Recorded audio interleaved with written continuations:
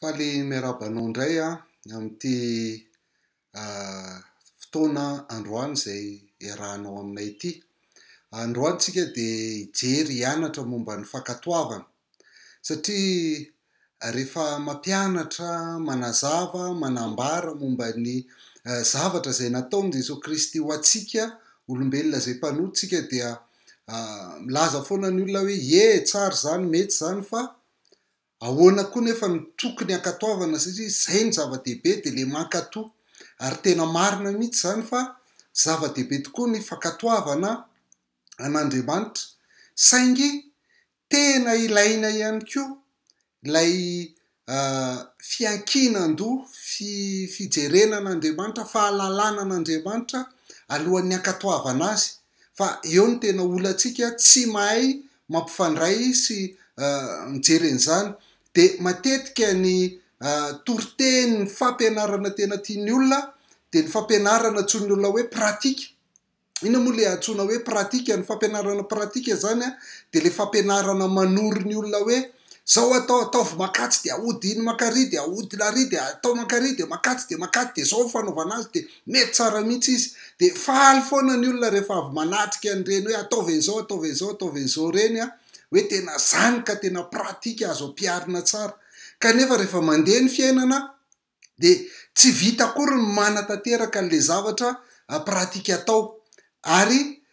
na vita raha moa dia tsy mifanaraka amin'ny sitrapon'Andriamanitra loatra izay. Eo moa ianao zany dia teny amiko hoe ahoana moa ny tsy mifanaraka amin'ny sitrapon'Andriamanitra satria nahatanteraka ny teniny ve dia tsy mifanaraka amin'ny sitrapony dia izay indrindra no hidirantsika amin'ity tenin'Andriamanitra ray izay matetika raisintsika foana kanefany tsy jerentsika eo amin'ny tontolo manodidina azy fa ampiaritsika amin'ny zavatra isan-karazany ity dia eo amin'ny Jeremia 7:10 zany manomboka amin'ny 15 ka hatramin'ny 10. Jeremia 7:10 manomboka amin'ny 15 ka hatramin'ny 10. Zao no lazain'ny Tompo: voaoziny izay olona matoky olona sy manao ny nofo sandriny ka miala amin'ny tompony fony,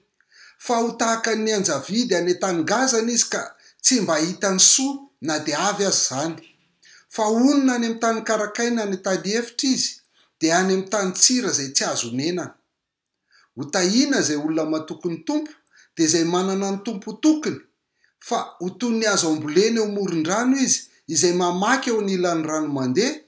koa tsy matahotra na dia avy aza ny hainandro, sady ho maitso foana ny raviny, tsy hanahy izy na dia miantona aza ny andro satria tsy hitsahatra ny famohany. Ny fo dia mamitaka mihoatra noho ny zavatra rehetra sady manana aretina tsy haisitranina. Iza moa mahafantatra ny aminy? Iza Tompo ny mpandinika amin'ny fo sy mpamantatra ny vo, mba hanome ny olona rehetra araka ny alehany avy dia araka ny vokatry ny asany. Eto dia hitantsika miverimberina ny teny hoe matoky,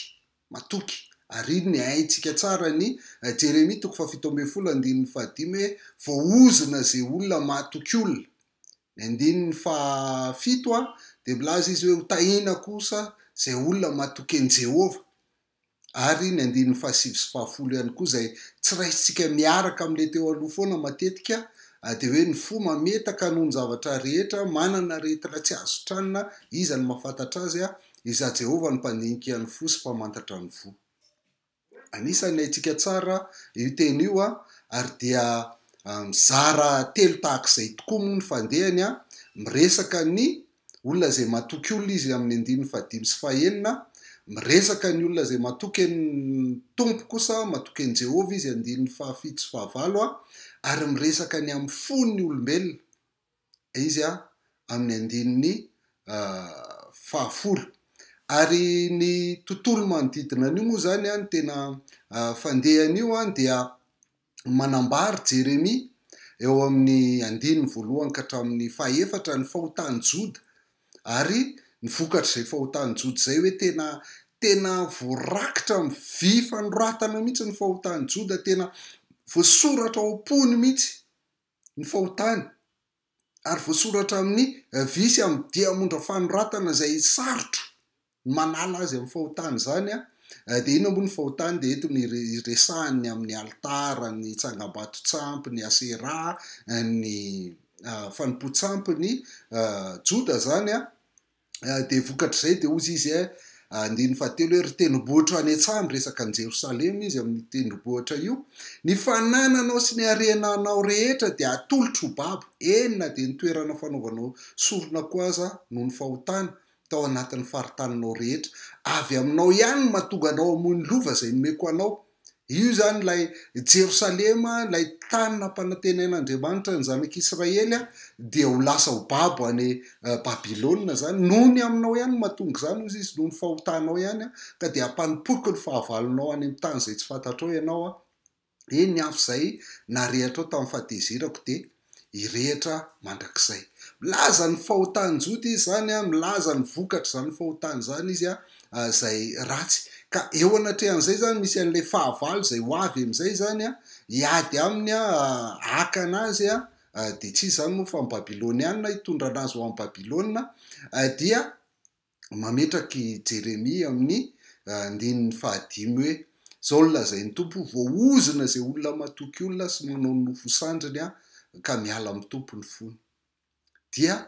satria eto zany de nieritreritra zany zanak'Israely hoe rehefa tonga ny Babilôniana dia hitady vonjy any Egypta ry zareo de zay ny nametrahany Jeremia avy hatrany an'ity hoe avy amin'ny tenin'ny tompo zany hoe voaozona zay olona matoky olona fa ny tondrantsika azy zany de ao amin'le fankatoavany zanak'Andriamanitra amin'ny kristianina zay hankatony tompo inona ahoana ny atao raha te hankatony tompo de mipetraka ihany le izy tsy miova ny tenin'Andriamanitra manao hoe voaozona zay olona matoky olona ny fandraisantsika an'io matetika de hoe eny raha matoky amin'ny olombelona moa zany tahaka ny zanak'Israely natoky amin'ny Egyptianina de matoky ny olona matoky ny mpanao politika matoky ny mpitondra fivavahana matoky an'izaniza de voaozona le olona zay matoky an'izany olona zany ny olana fotsiny eo amin'ny mpanao politika de zao hoe rehefa le olona mpanao politika tsy tohanako le izy de voaozona mihitsy raha matoky an'iny fa le mpanao politika tohanako kosa io kosa azo atokisana tsara fa io tena ao tsara io mety tsara ny ataony io fa le raiky aniko foana sy menimenina foana am'izay ataony dia ataontsika anaty finosana ihany fa tsy tena zay ny resahany eto misy an'izay kely resahany eto fa ny tapany manaraka hoe ny manao nofo ho sandriny manao nofo ho sandriny zany hoe metehitra amin'ny herin'ny olombelona amin'ny fahaizan'ny olombelona amin'ny fahalalan'ny olombelona sy amin'ny maizy azy ny olombelona rehetra de zay ny atao hoe olona voaozona satria miala amin'ny tompony fony fa mitoky aman'olona de eto mipetraka ny fankatoavana zany raha resaka ny fankatoavan'ny kristianina tsika de na ny fahatokisanao ny tenanao aza de miteraka ozina ho anao raha ianao no mieritreritra fa afaka mankatoa ny tenin'Andriamanitra mankatoa zay zavatra ambaran'ny tenin'Andriamanitra amin'ny herin'ny tenanao amin'ny nofonao de hiara-ny fanozonana ihany koa ianao ary zany mihitsy ny voalazan'ny Galatiana voalazan'ny Paoly eo Galatiana toko 7:10 hoe izay rehetra eo ambany lalàna de eo ambanin'ny fanozonana ndika le hoe ambany lalàna de zao hoe miezaka manatanteraka lalàna rehefa miezaka manatanteraka lalàna ianao de ozina foana ny miandry ianao satria tsy havita tsy misy olona havita hanatanteraka an'izany ary eto miverina amin'le niteneniko tery amin'ny voalohany na mahavita manatanteraka azy ianao dia mbola ao ambany fanozonana ihany rehefa tamin'ny herin'ny tenanao no nanaovanao an'le izy satria miala amin'ny tompony fony fa mitoky amin'ny tenany izy toky amin'ny nofony izy amin'ny fanatanterahana hoe nanao an'izao sy nanao an'izao ary misy tokoa olona izay manao ny ezaka rehetra ny fombafomba rehetra ahafahana miala amin'ny zavatra tsy mety atao de afaka amin'ireny fa ny tanjon'Andriamanitra nge de tsy hainao afaka amin'iny ohatra zany ohatra raisitsika ohatra hoe afaka mitokana amin'ny sigara faran'izay fahotana azo lazay hoe tsotra indrindra zany fa misy olona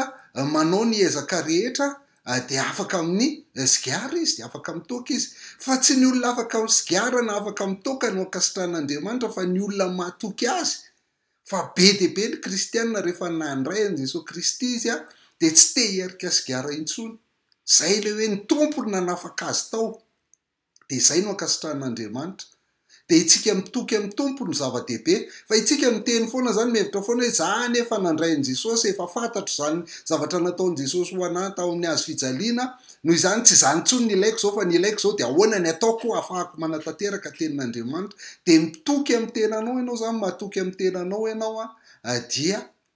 eo ambany fanozonana ianao am'izay fotoana zay.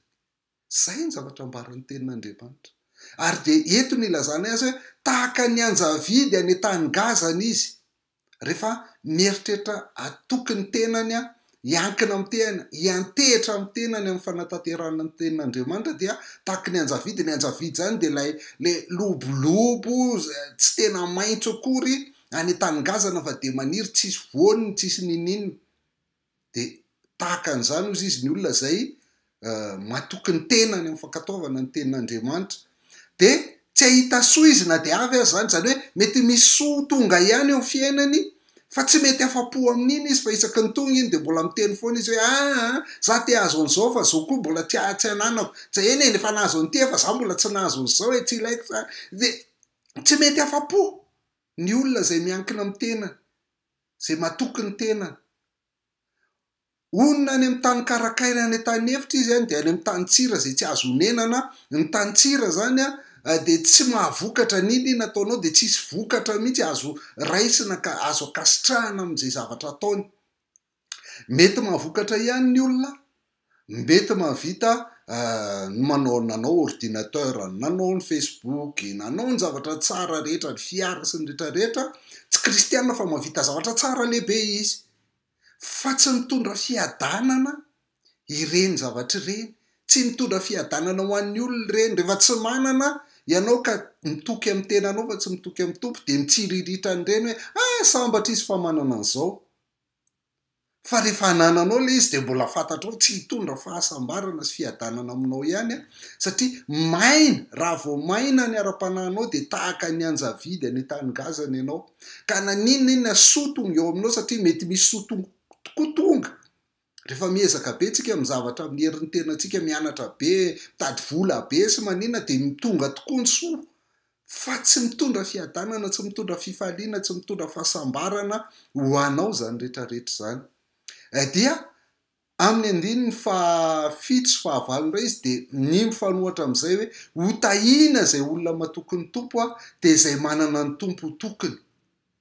Fa toy ny azo ambolena eo amoron'ny rano izy, zay mamaky eo anilan'ny rano mandeha ka tsy matahotra na de avy aza ny ainandro, sady ho maitso foana ny raviny. Tsy anahy izy na de miantona aza ny andro, satria tsy hitsahatra ny famoahany. Jereo tsara ny zavatra mitranga eto. Ny andininy fahafito moa de ngeza be mihitsy hoe hotahina zay olona matoky ny tompo, zany hoe mitodika any amin'ny tompo ny fony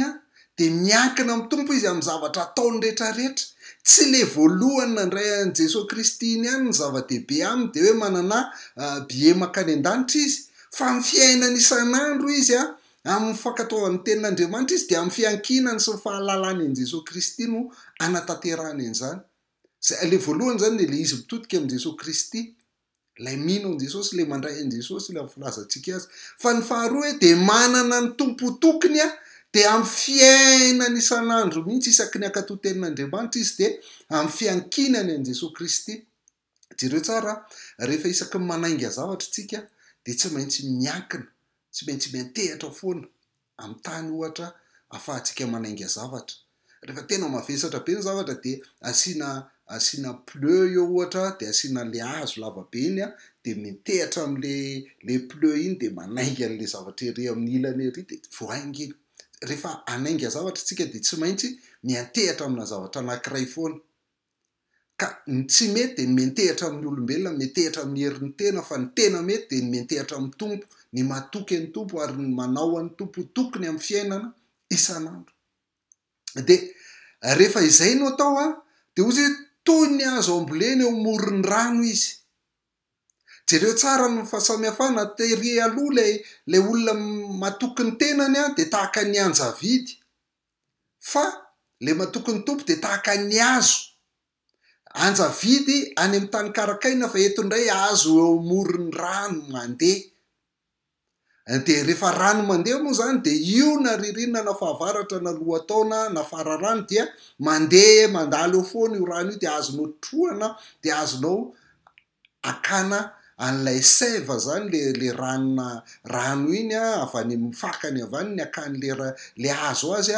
de mampaniry tsara an'le hazo foana. Inona moa zavatra maniry? Maitso foana ny raviny amin'ny fotoana rehetra na ririnina na fahavaratra na lohataona na fararano de maitso foana ny raviny satria izy mahazo rano avy any amin'ilay rano mandeha. De zay ny olona matoky ny tompo mietehatra amin'ny tompo dia mahazo an'lay tenin'Andriamanitra, mahazo an'le fiankinana avy any amin'ny tompo, tsy mitsahatra isan'andro, miankina amin'ny tenin'Andriamanitra isan'andro izy mijery an' Jesosy Kristy isaky mamaky ny tenin'Andriamanitra de na ny fijery azy ity ivelany dia maitso foana ny raviny. Fa avy eo koa ny voany de tsy mitsahatra fa mamoa foana izy. Misy vokatra entiny foana, vokatra fanahy zay entiny foana mivoaka avao amin'ny fitiavana, ny fifaliana, ny fiadanana, ny fahamarinana, ny fanaovan-tsoa, ny famoram-panahy, ny fifehezantena sy ny vokatry ny fanahy rehetrarehetra de mivoaka avy eo aminy daholo zany. Ka iny de avy aty anaty mivoaka avy amin'ilay rano zay trohany isan'andro, le fiankinany amin'Andriamanitra sy ny teniny. Fatatsika tsara io andininy fahavalo io fa azonao an-tsaina tsara, mitovy tsara amin'ny salamo voalohany andininy fahatelo izy. Tahaka ny azo ambolena eo amoron'ny rano velona ozy izy zay mamoa amin'ny fotoana ary ny raviny koa tsy malazo ary ny asany rehetra de ataony lavorary avokoa. Sambatra ozy izy ny olona zay ny lalàn'i Jehova ny sitrany. Rehefa matoky ny tompo ianao satria izy tsy hita-maso, eo ny mahasarotra an'le matoky ny tompo satria tsy hita-maso izy. Fa tsy maintsy ao amin'ny tenin'Andriamanitra foana no hitrohanao ny maizy azy ny tompo, ny alalanao an'ny tompo de rehefa mahalala ny tompo ianao, mahita ny Jesosy Kristy sy ny nataony ao ianao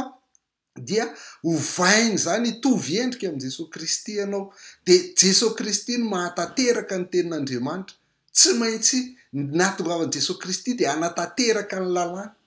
De rehefa ao amin'ny Kristy tsika de mahatateraka an'izany ary zay koa ny lazainy Paoly eo amin'ny Galatianina 5:7-20 hoe rehefa avy nitanisa ny vokatra fanahy zay nitanisaitsika teo itsika de ozy izy Paoly hoe tsy misy lalàna manohatra an'izany. Ka ny olona resahan'ny Paoly eo zany de le olona mandeha araka ny fanahy zany hoe miankina amin'ny tenin'Andriamanitra, fa tsy le olona mandeha araka ny lalàna hoe miezaka manatateraka ny lalàna. Fa rehefa mandeha araka ny tenin'Andriamanitra izy mitroka an'ilay tenin'Andriamanitra isan'andro dia mivoaka ho azy ny voany de tsy misy lalàna manohatra an'izany. Rehefa manana an'le vo izy de tsisy lalàna manohatra zany, dika zany tanterany ho azy le tenin'le lalàna zany. Tsy iny ny jereny sy mpanjininy ary ataony zay ezahana ny tanterahana an'iny, fa Jesosy Kristy ny jereny sy mpanjininy dia lay Jesosy Kristy mahatateraka ny lalàna no manovana azy havita hatateraka sy hatontosana io tenin'Andriamanitra io de taterany avao amin'ny Jesosy Kristy zany. Izay no mahatonga antsika hoe nahatateraka ao ary io de mbola tahaka ny anjavidy ny tany karakaina ihany ianao, ny tany efitra ihany ianao. Fa rehefa ny tenin'Andriamanitra manao an'io dia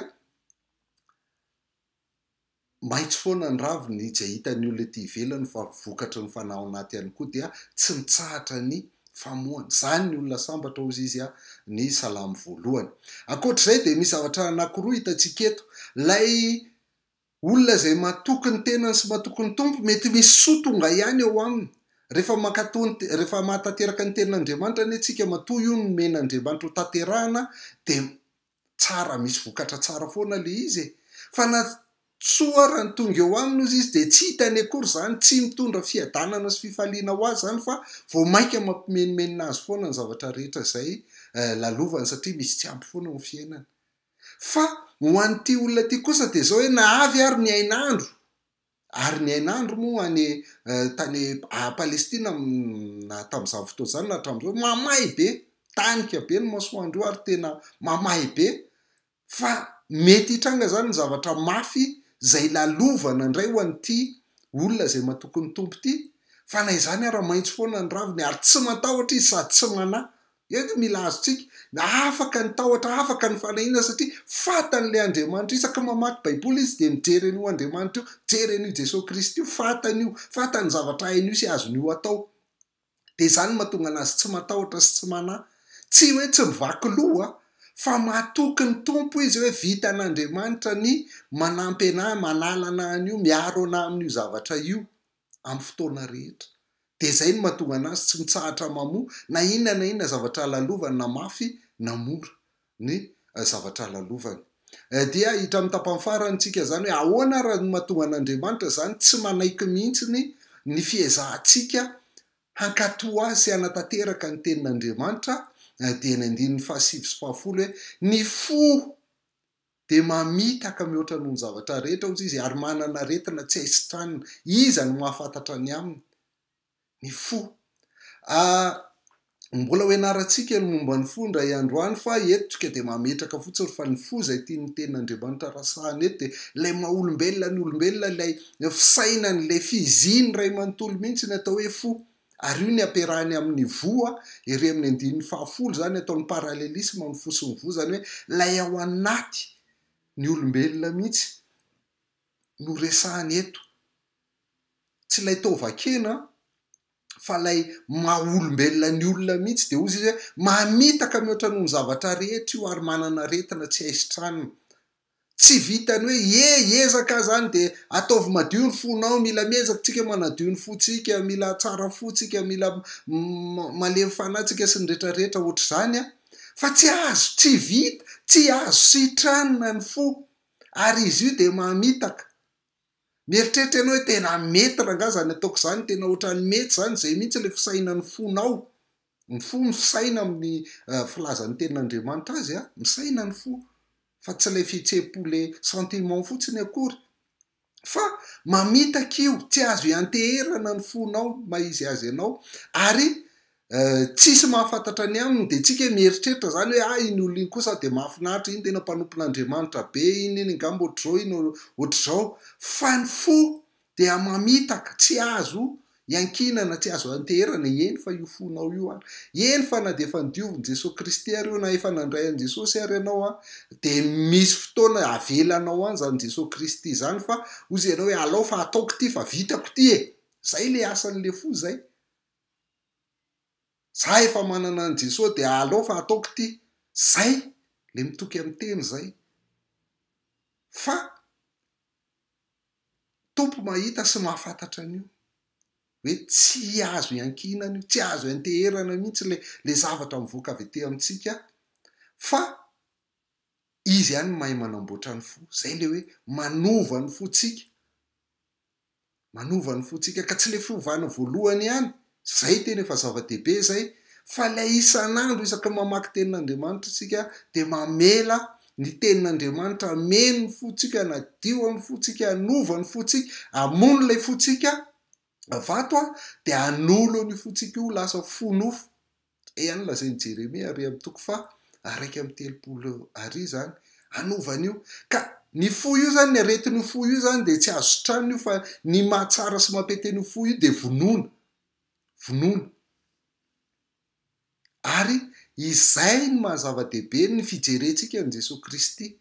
satria rehefa mijery an' Jesosy Kristy tsika de tsy lay Jesosy Kristy zay tete ambony tany manasitrana sinina fa le Jesosy Kristy maty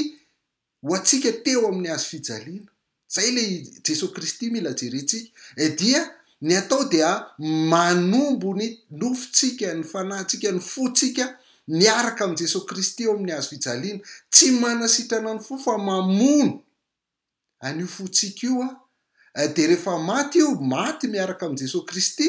de ny mahatsara an'io Jesosy Kristy de tsy nijanona tao am-pasana fa nitsangana tamin'ny maty dia arak'izay rehefa miara-maty amin'ny Jesosy Kristy lay fotsika zay mamitaka mihoatra noho ny zavatra rehetra io zay fo tahaka ny 1:voalohany lazainy 1:voalohany de hoe voasoratra eo amin'ny fotsika amin'ny visy amin'ny diamondra mihitsy ny fahotantsika tsy afaka eo tsony de iny mila maty eo amin'ny azo fijaliana miaraka am' Jesosy Kristy fa rehefa miara-maty am' Kristy iny de hiara hitsangana amin'ray kosa isika rehefa avy eo dia izay le fo vaovao ka rehefa manao an'izay isan'andro tsika mijery an' Jesosy Kristy de ho hitanao fa fiainam-baovao ny iainanao ahafahanao mankatoa ny tenin'Andriamanitra rehefa avy eo ahafahanao mankatoa ny tenin'Andriamanitra rehefa avy eo zay ny lazain'ny Romanina 9:17 hoe ny amin'ny hafatesany de maty indray mandeha ny amin'ny ota izy zay maty indray mandeha ny amin'ny ota Jesosy Kristy de ny amin'ny havelomany kosa ozy izy de velona ho an'Andriamanitra izy ary eo ka ho tahaka izany koa ianareo ataovy efa maty ny amin'ny ota ny tenanareo fa velona ho an'Andriamanitra ao amin'ny Kristy Jesosy kosa zay mihitsy ny zavatra tiany ambarany tenin'Andriamanitra raha ohatran'io zao matetika de tsy tena ilaitsika loatra io fa tsika mitady ahoana raha mipratika an'izany pratika an'izany de finoanao fotsiny hoe Jesosy Kristy nafaty azy de maty indray mandeha amin'ny ota izy ny fo koa anefa dia fo mamitaka zay na de efa nandray an' Jesosy Kristy ary de mbola mipetraka ihany le pentimpentinota avy amin'ilay visy ilay diamondra any fahotana ao amin'ny foko ao dia vokatr'izay dia tsy maintsy vonoko miaraka am' Kristy ihany koa zany amin'ny otan'io foko io fa rehefa miara-maty am' Kristy io dia miara mitsangana aminy ary lasa velona ho an'Andriamanitra rehefa avy eo io de ataovy efa maty amin'ny ota ozy izy ny tenanareo fa velona ho an'Andriamanitra ao am' Kristy Jesosy kosa lasa ny fiainanao le fonao de velona ho an'Andriamanitra mihitsy rehefa avy eo ary rehefa velona ho an'Andriamanitra zany mitovy endrika am' Jesosy Kristy miara mitsangana am' Jesosy Kristy amin'ny fiainam-baovao miaraka am' Jesosy Kristy de ilay Jesosy Kristy zay manova ny fonao no manampy anao ahavita hankatoa ny tenin'Andriamanitra ny fahitako an'izany zany ny tena pratika indrindra satria zavatra efa nataon'i Jesosy Kristy efa vitan'i Jesosy Kristy fa ny hoe manaova an'izao de ahodony atsy de makatsy de avy eo alefaso atsy de akaro ary de ampidino ary de ahodony ary teoria daholo zany fa rehefa tena eo mpanaovana azy tsika de tsy vitatsika akory zany ary na vitatsika ary zany de tsy akasitrahan'Andriamanitra satria ny herin'ny tenatsika mitoky amin'ny tenatsika amin'izany fa tsy mitoky amin'ilay Jesosy Kristy maty ho atsika sy nitsangana atsika mba hatonga atsika ho velona ho an'Andriamanitra ny fotsika dia fo vaovao no entsika manompo an'Andriamanitra rehefa izay ny ataotsika ninina mitranga eo fiainantsika de tsy manana tahotra tsika tsy manahy isika fa ho sambatra am'izay ataony zany olona zany ozy izy satria maitso foana ny raviny ary tsy mitsahatra ny famoahany de hitondra vo mendrika ny fibebahantsika tsisy azo niezaka namoaka vo zany niezaka ataony azo de mitroka ny rano vari ambany ary de ohatray koa ny ataotsika niezaka ataotsika de ny fijerentsika ny tenin'Andriamanitra fijerentsika ny Jesosy Kristy eo amin'ny tenin'Andriamanitra ahafahantsika matoky azy tsara rehefa fantatsika tsara izy de matoky azy tsara tsika zay niezaka ataotsika ary ambany ary de mivoaka ho azy ny vokatra avy ety ambony le vo mendrika ny fibebahana de tsy misy lalàna manohatra an'izany ny olona manana fitiavana manana fifaliana manana fiadanana manana faharipo manana famorapana manana fahamarina manana finoana manana fanaovatsosy ny isan-karazany rehetra de mahatateraka ny lalàna satria ny zavatra vokatra zany rehetrarehetra zany dia tsisy lalàna manohatra an'izany izay ny atao hoe fankatoavana tompoka raha araka ny tenin'Andriamanitra misaotra anao naharitra hatramin'ny farany